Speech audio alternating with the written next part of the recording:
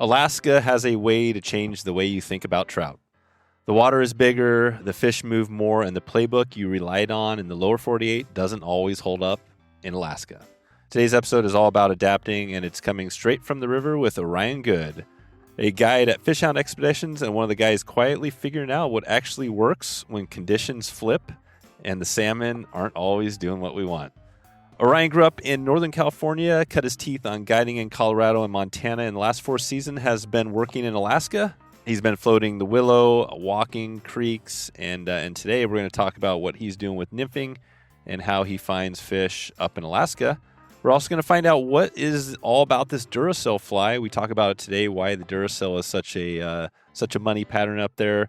We're going to get into it all today with Orion. So if you want to check in with Orion or Fish Hound Expeditions, you can do that right now, fishhoundexpeditions.com. And excited to share this one with you. Let's jump into it. Here he is, Orion Good.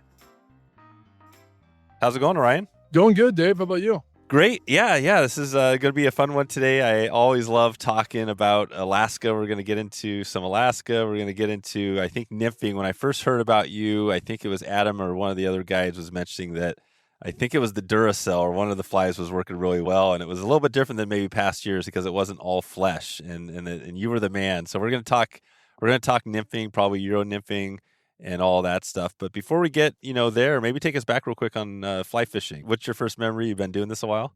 My background is I caught my first fish when I was 5 years old out of Hat Creek here in California on conventional tackle, and then my first fish on a fly rod was 12 years old. And then it pretty much just exploded from there. I've been chasing fish ever since then.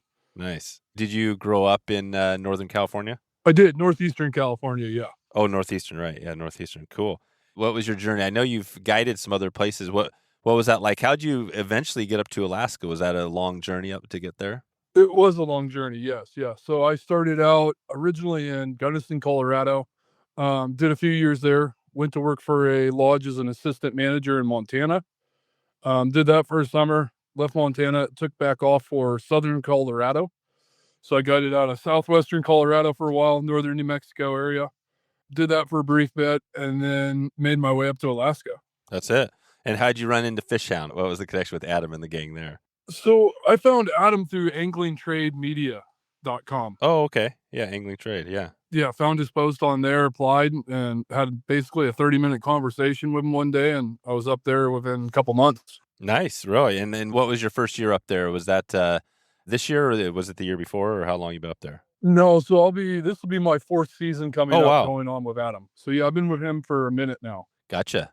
What is the biggest difference between, I always think of it as, Alaska is its own thing. What's the biggest difference between Alaska and all the places you fish down in the lower 48?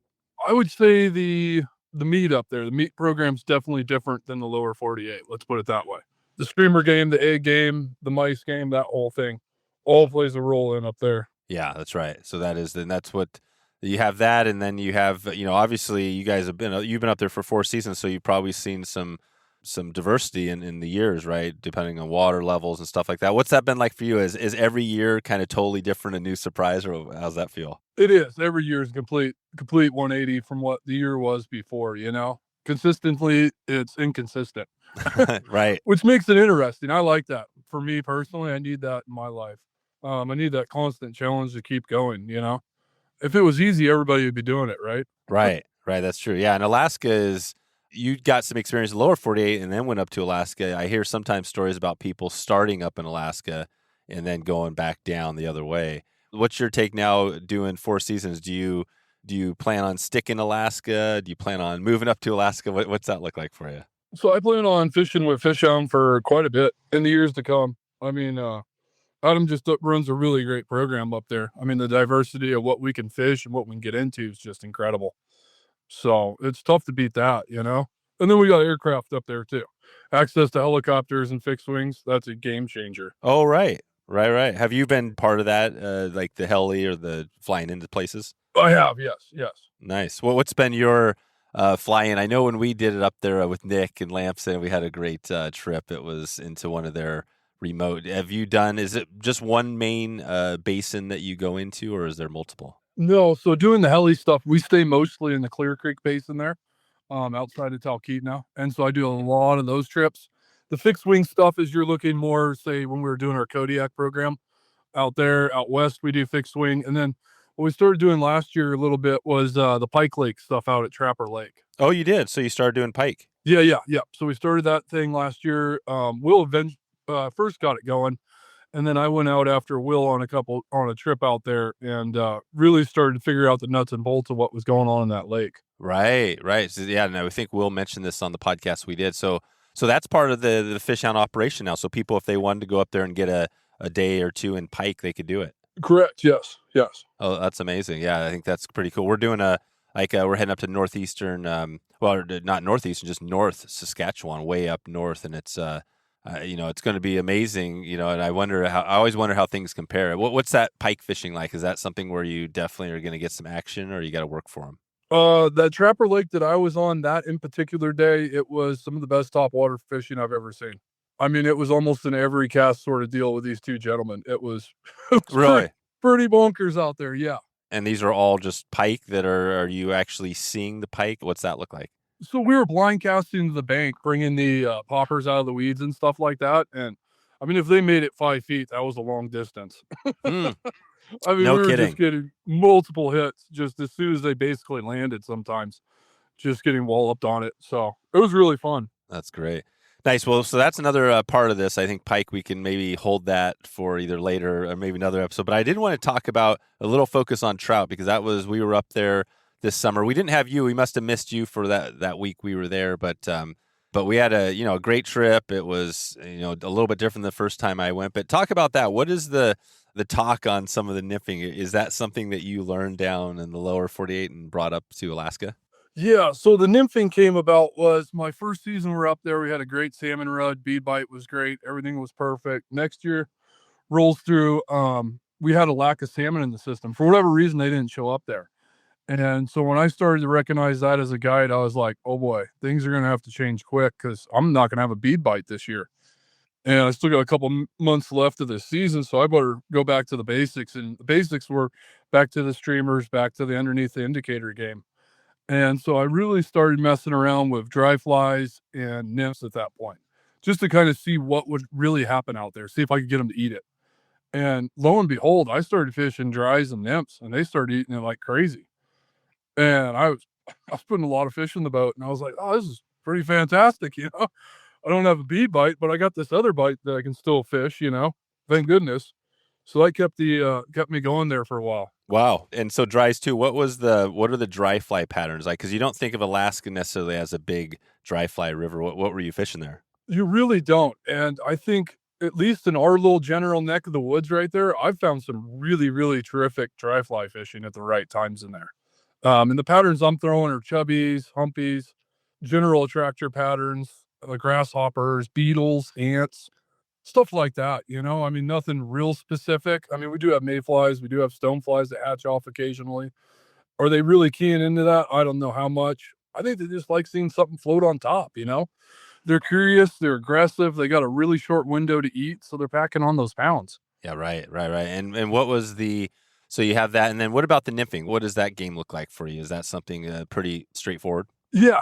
So the nymphing, I brought a lot of that stuff up from the lower 48, from Montana, from Colorado, from northern New Mexico there where I guided. And when I went up to Alaska years ago, I fished a Kenai with a guy out of, I think he guided for trout fitters down there. And so I remember fishing with him that day and the amount of like woolly buggers, streamers, but he threw dries, he threw nymphs, like really small stuff I was surprised he was tossing on the Kenai. And we were catching loads of fish. So I knew that stuff would work up there. I just didn't know how well it would work, right? Coming back to the Duracell, I'm surprised Will mentioned that, and Adam's big mouth is blabbing it out there. But right. when I found that pattern up there, it was with another guide. We were working together that day, and we were having trouble trying to put some grayling in the basket. And I remember he put it on, tied it on, had his client cast out, and the first cast, boom, it goes under, fish on. And we've been working this stretch for 45 minutes now, and I'm like, wow, that's kind of weird. I was like, maybe it's just a fluke. So second cast, boom, another one. I'm like, something's going on. Third cast, boom. And it just kept going. Really? Like, what in the world is this fly? Every cast. Yeah, every cast. And he shows it to me. He's like, oh, it's a Duracell, man. You never heard about this in Colorado? And I was like, I never saw this one. I've seen a lot of Euro nymph stuff and other fly, but I never saw the Duracell. And I was like, what in the world is this? And so I picked up a dozen. I was like, maybe it's a fluke day. Maybe it was just that spot. And I started working it down the Willow, fishing at other places there in Alaska. And I was like, every place I go and I throw this thing in, it just pulls out fish. Wow. It doesn't, it does salmon, trout. Real everything. So we're not talking just grayling. We're talking everything's going to hit this thing. Yeah. I mean, everything's eating this thing. Wow. Including salmon. So you guys got some salmon on the Duracell? Yeah. Accidentally. Yeah. I have hooked a bunch of salmon on the Duracell. Wow. Wow. What is the technique you're doing for, if you're typical, like that day when you had it and you were getting one every cast, what was your setup looking? Would you have like an indicator or an Euro style, or what were you doing? I do. I normally run a cater with it. I put it underneath an indicator. Oh, put it underneath an indicator? Yeah. So depending on depth and speed of the water, that depends the depth and weight for that sort of section. But yeah, it does really well underneath an indicator up there. Yeah. Yeah, gotcha. What's your indicator of choice? Do you have a one you really love? I like the airlocks right now. I like those the best right now for me. They seem to stay on. They're easy to move up and down the line. I mean, I went through the gambit on them, but the airlocks for me on the small fluoro leaders, that's what I like doing, sliding it up and down that way. Okay. And are you using what's your leader set? Because that's the other thing with Euro. You're fishing for potentially some big fish there. What does your leader setup look like?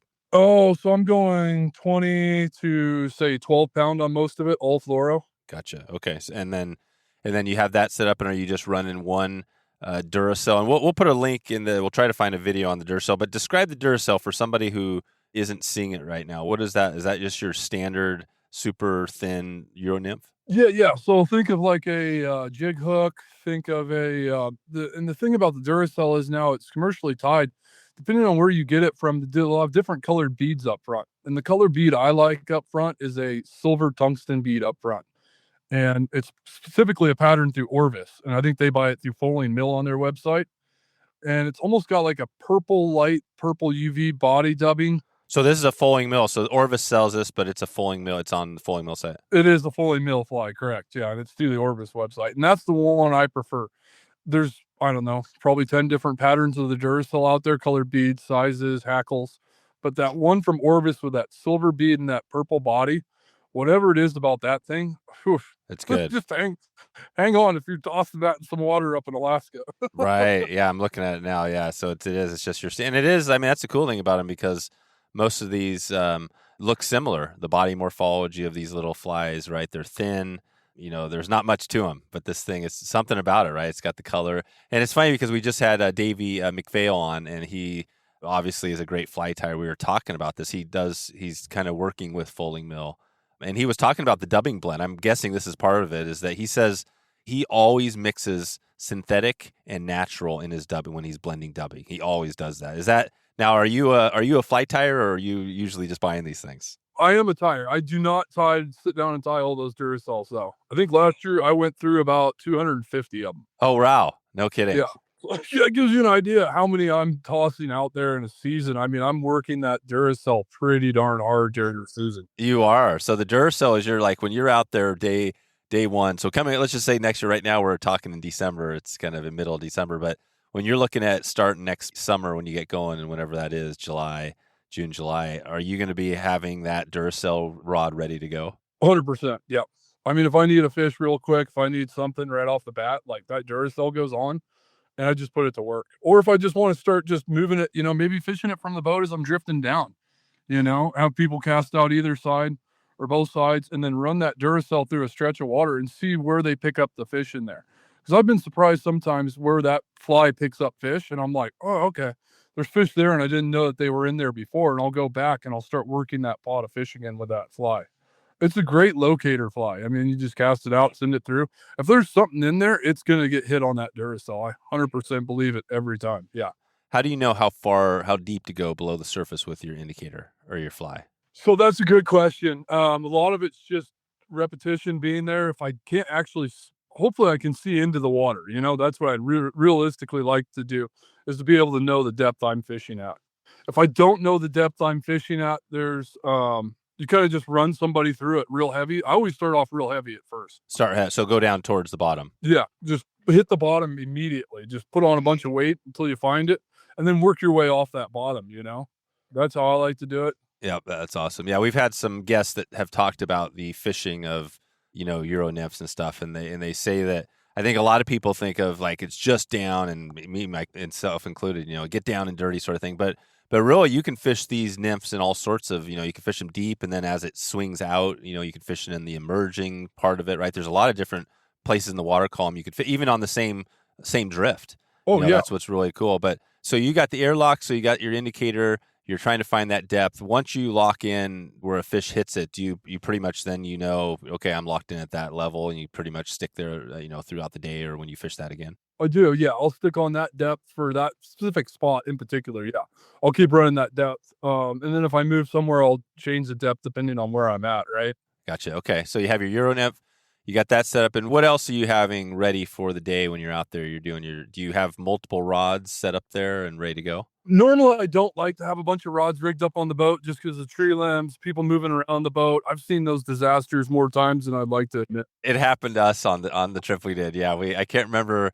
God, who was it? So yeah, we had a little run into the trees, and it was not quite a yard sale, but it was kind of a craziness. Yeah, yeah. It can a lot of rods on the boat, especially up there moving around. Things can get weird fast, and so What are the boats you guys? It's interesting because I'm in the market right now for a new raft, and I'm always thinking I know there's some great companies. Do you run something down the lower 48, or do you what's Adam running there first? So Adam runs kind of a mixed selections of boats just because he's added them over the years. There's definitely been a trend. The last two boats that he bought have been the NRS Slipstreams up there. Oh, okay, NRS, yeah. Yeah, yeah. So we've been running those Slipstreams with the fishing frame set up on there, and we've been having a lot of luck and success in those boats. Great to row, maybe a little bit smaller for a big guy like me. I'm 6'3", 220 pounds.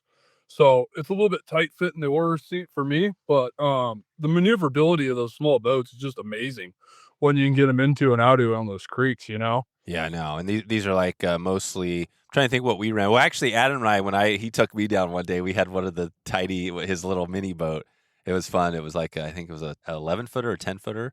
It's super small, but yeah, they're like 12-footers, right, or something like that for the most part, somewhere in that range. Yes, correct. Yeah. Yeah. Okay. So you've got the boat.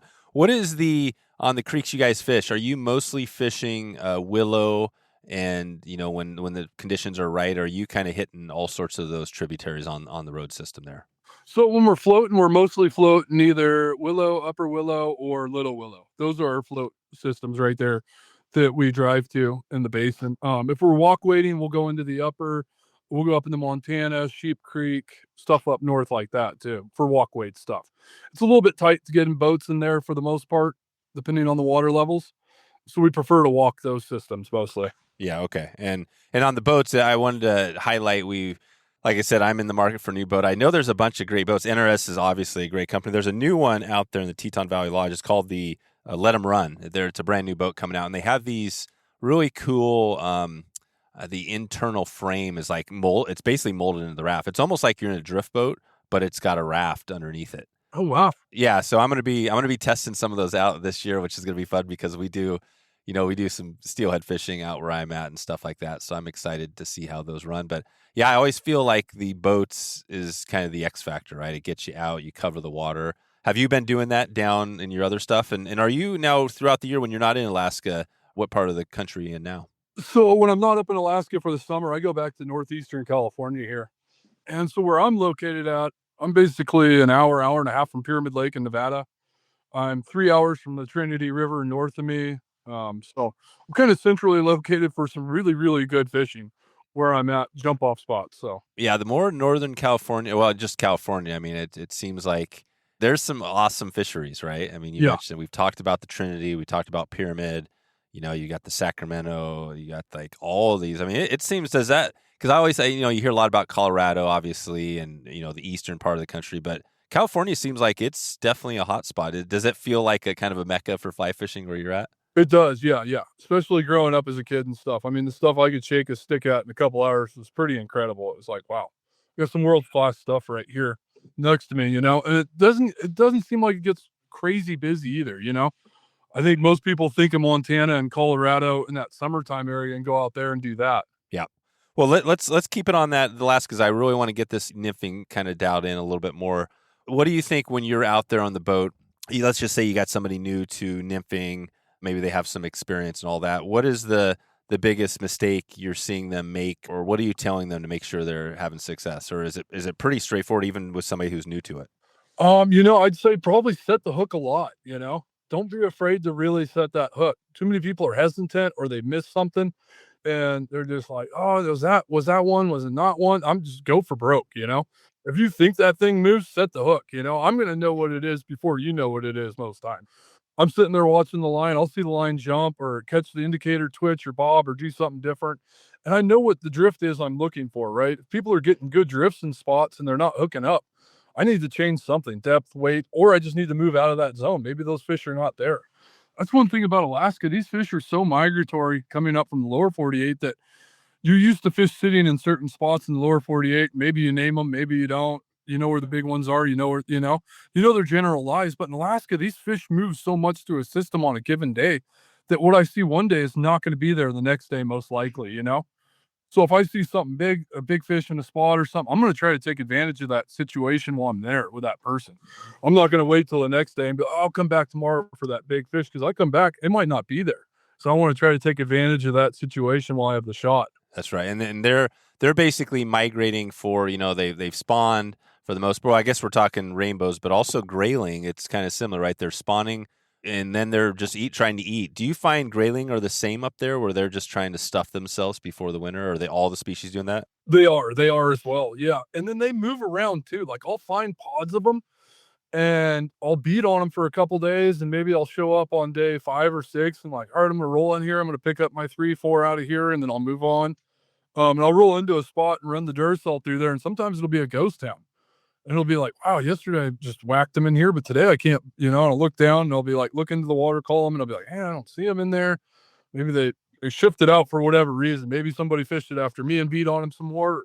For whatever reason, they migrate somewhere else. And it's always trying to find that next pot of them. Right, right. So you're always searching.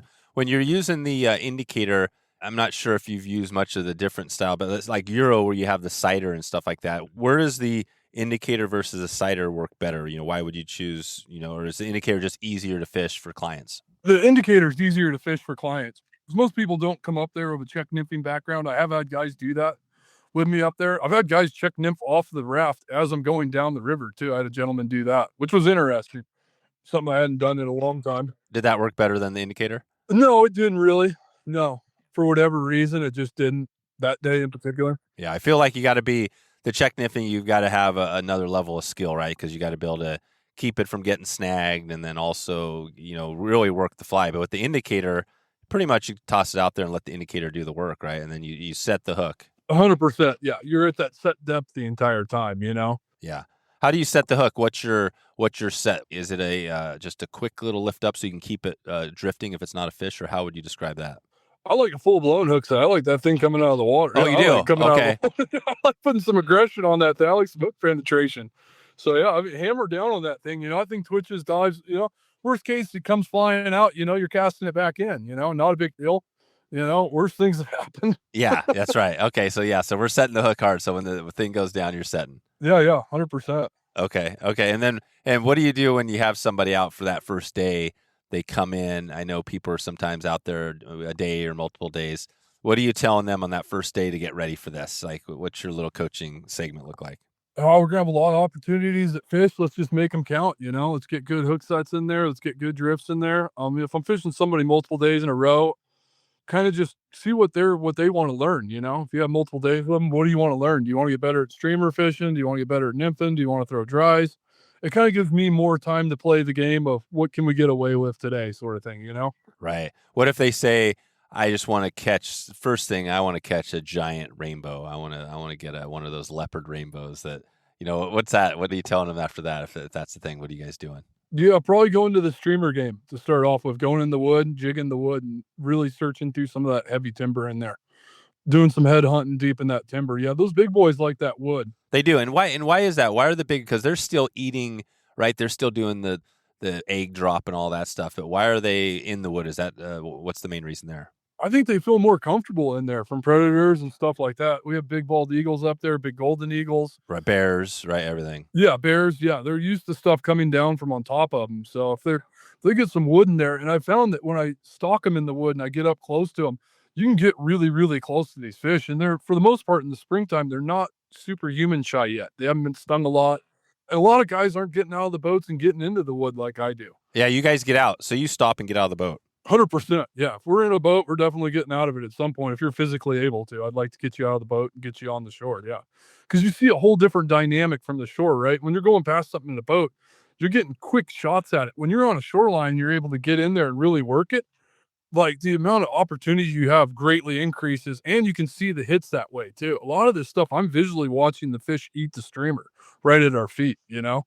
Right, right, right. That's awesome. Yeah. So it's interesting because it's kind of I'm the same way. I mean, I love fishing out of the boat, but I love the getting out too. And we did a little bit of both when we were there. I know we had one place where the Chinook, they were in. That was a cool thing. There were Chinook there, and just seeing them was amazing, right? These big red, salmon. But it gives you a better chance to fish, right? We were trying to get the rainbows behind the salmon. What does that look like when when they're on that, they're sitting there? Describe that egg bite for somebody who hasn't seen that before. Did you guys have a little bit of that this last season? Oh yeah. I think almost every year that you have a good population of salmon, you're going to be fishing pretty darn close to those guys, if not on top of them. It's pretty, it's pretty bizarre coming from the lower 48 and seeing a big, 3, maybe 4 foot sized red salmon there sitting in a couple inches of water, and you're casting literally directly at that thing's face and drifting this indicator right across its body, waiting for that indicator to drop some point in there because there's rainbows holding right below that fish, and the way those leopard bows are, they're camouflaged so well that unless they move really quick or something, like even the guide eyes, you're gonna have trouble picking that fish up in that shallow stuff. They blend in so well to that rock. A lot of it, you just got to have blind faith that they're right there tied to those salmon and just hang on, because those rainbows, when that bead drop happens, are thick and heavy, and they are not happy. No, they're into what is that? So the leopard rainbow versus, say, again, back to the comparison, the lower 48. How do those compare overall in kind of how they look and then also how they fight and just kind of overall? So the fight's going to be a lot bigger up in Alaska, a lot harder. Those are all wild native fish, and they're fighting current, they're fighting other fish, and they're battling up there. It's not your stalker rainbow that came out of the San Juan River that came out of a truck. They're angry, they're not happy. And then the spots on them too. That's what separates from a visual standpoint of a fish from other ones in the lower 48 is the ones in Alaska, the rainbows have really, really definitive spots and a lot of them across their body. So that's how you normally see a classic rainbow trout from Alaska is gonna have a lot of spots across its body, a lot of black dots, really small. Right. So yeah, so they're obviously stick out. And then I think depending on the year, right, if you get a good feed eventually towards the later you go, right, these fish get bigger. Is that always the case? And towards you guys are heading out there in October, or how long are you staying there? Yeah, I'm staying there until about the middle of October. Middle of October, yeah. So are you seeing some of these fish by the end of the season kind of fattening up and Oh yeah. Oh yeah. Yeah. They get real big during that glut season. Yeah. That egg drop, yeah, because they have to put that weight on. They're gonna be frozen over, so they're gonna have to winter over and they're gonna have to pack those pounds on pretty quick. So